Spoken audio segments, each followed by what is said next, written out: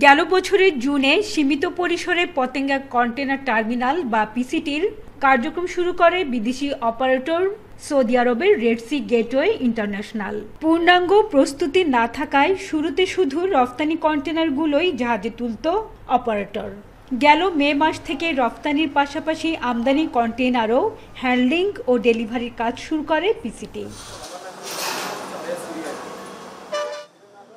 প্রত্যাশা ছিল বিদেশি অপারেটরের ব্যবস্থাপনায় পণ্য ডেলিভারি দ্রুত হবে, বাড়বে সেবার মান।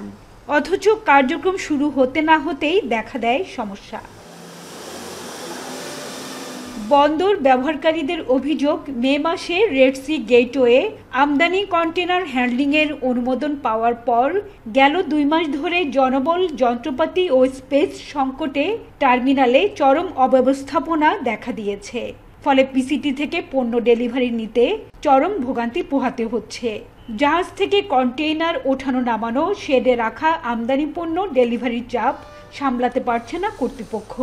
এতে নষ্ট হচ্ছে কর্মঘণ্টা, আমদানিকারককে গুনতে হচ্ছে অতিরিক্ত জরিমানা। আমরা অন্যান্যদের ফিসে ঘুরতে থাকি, আর আমাদের ডেলিভারি কন্টেইনার যেগুলো ইম্পোর্টারের, ওগুলো ওনারা ডেলিভারি ফন্ডে আনা না।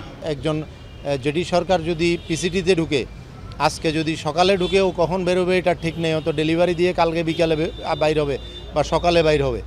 এইরকম একটা পরিস্থিতিতে প্রচুর কর্মঘণ্টা নষ্ট হচ্ছে। এটা একটা আমরা মনে করি যে খুব ক্ষতিগ্রস্ত হচ্ছি আমরা। এদিকে যথাসময়ে কাঁচামাল হাতে না পাওয়ায় ক্ষতিগ্রস্ত হচ্ছে রফতানিমুখী তৈরি পোশাক খাত। সেখানে চার্জও বেশি গুনতে হচ্ছে বলেও অভিযোগ ব্যবসায়ীদের। একদিকে চার্জ বাড়তেছে, একদিকে আমরা প্রত্যাশিত সেবা পাচ্ছি না, আর হয়রানির শিকার হচ্ছি আমরা, যার কারণে আমরা ইন টাইমে আমাদের ফ্যাব্রিক অ্যাক্সেসরিজ পাচ্ছি না। এটা আমাদের যারা এক্সপোর্ট ওরিয়েন্টেড ইন্ডাস্ট্রি যেটা আছে, বিশেষ করে গার্মেন্ট ইন্ডাস্ট্রি, আমরা খুব বেশি সাফার করতেছি এটা নিয়ে।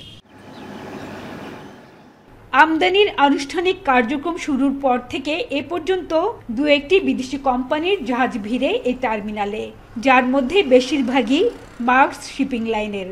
অস্বাভাবিক দেরির বিষয়টি উল্লেখ করে সম্প্রতি পিসিটি থেকে আমদানি পণ্যের কন্টেইনার ডেলিভারি না নেওয়ার কথা জানিয়ে মার্কস কর্তৃপক্ষকে ইমেল করেছে 4টি কন্টেইনার ডিপো। পতেঙ্গা কন্টেনার টার্মিনালের বেসরকারি ডিপোগুলো আমদানি পণ্যবাহী কন্টেনার বের করতে গিয়ে কোনো রকম প্রোডাক্টিভিটি পাচ্ছে না, বরং সেখানে অস্বাভাবিক বিলম্ব হচ্ছে। এই বিলম্বের কারণেই বেসরকারি ডিপোগুলো পিসিটি থেকে আমদানি পণ্যবাহী কন্টেনার আনতে অস্বীকৃতি জানাচ্ছে বা অস্বীকৃতি জানানোর সিদ্ধান্ত গ্রহণ করছে। 1230 কোটি টাকা ব্যয়ে নির্মিত পতেঙ্গা কন্টেনার টার্মিনাল পরিচালনার জন্য 2023 সালে চট্টগ্রাম বন্দরের সঙ্গে 22 বছরের জন্য চুক্তিবদ্ধ হয় সৌদি আরবের প্রতিষ্ঠান Red Sea Gateway Terminal international.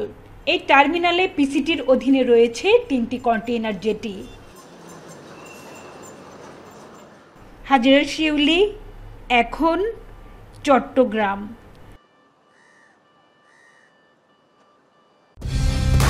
Colour expert, germ zap এবং মাইল্ড অন হ্যান্ডস টেকনোলজি সমৃদ্ধ অরিক্স ক্রিস্টাল ওয়াশ আপনার লন্ড্রি এক্সপার্ট।